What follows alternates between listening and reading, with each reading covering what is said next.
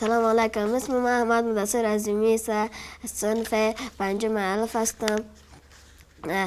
شاگردای عزیز، من برای شما میخوایم یک توتی جور کنم و مواد لازم آن قیچی است، قلم است و یک ورق است. ما در اول میتوانیم ورق را به شکل مثلث قاط میکنیم.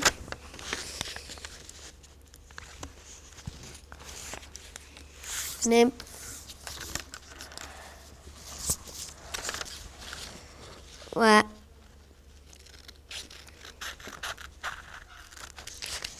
اما قیچی کردیم میبینیم که مثل مثلث شد. اما این رو باز میکنیم، ازش مربع جور میشود. اما این رو پس قاط میکنیم دیل. اما این رو پس باز میکنیم.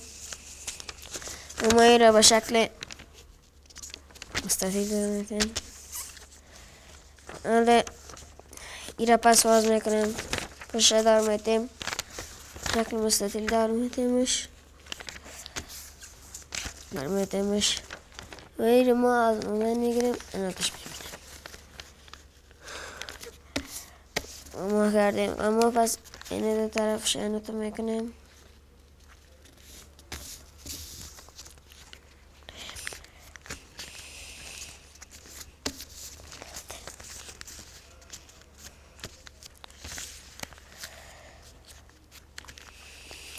اما دو طرف شقاط کنیم. اما تا دو طرف شقاط میکنیم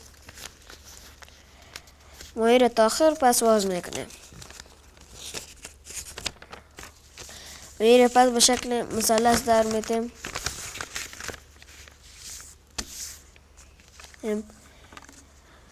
و از اینجا تا اینجا را قیچی میکنیم.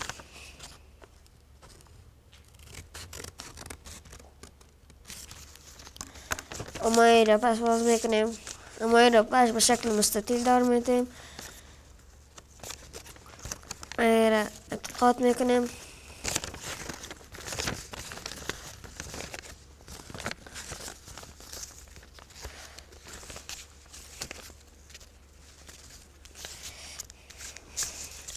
اما این را باز میکنیم.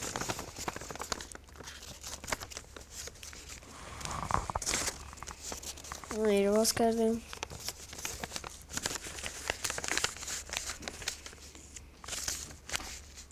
اما این را باز میکنیم و شکل دیگه طرفش هم منتر میکنیم.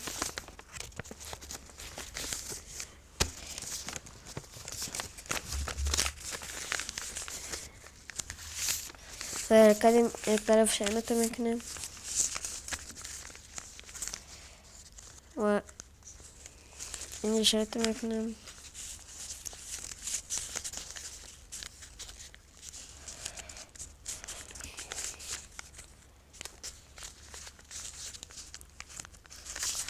هر دو طرفش این امتر میکنیم، قاط میکنیم.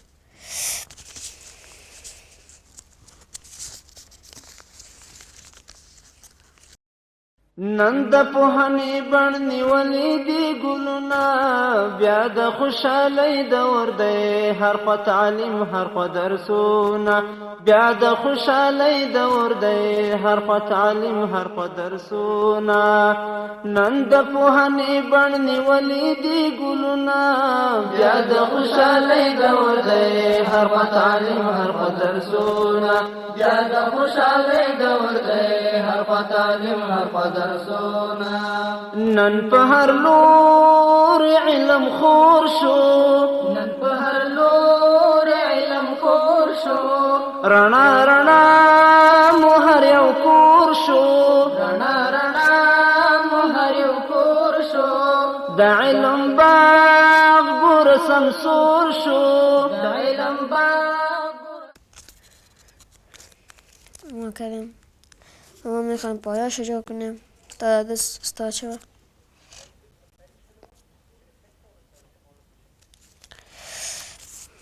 این شد توتی ما چشماش یکان تا اینجا میتونیم ما باید اینجا بتیم.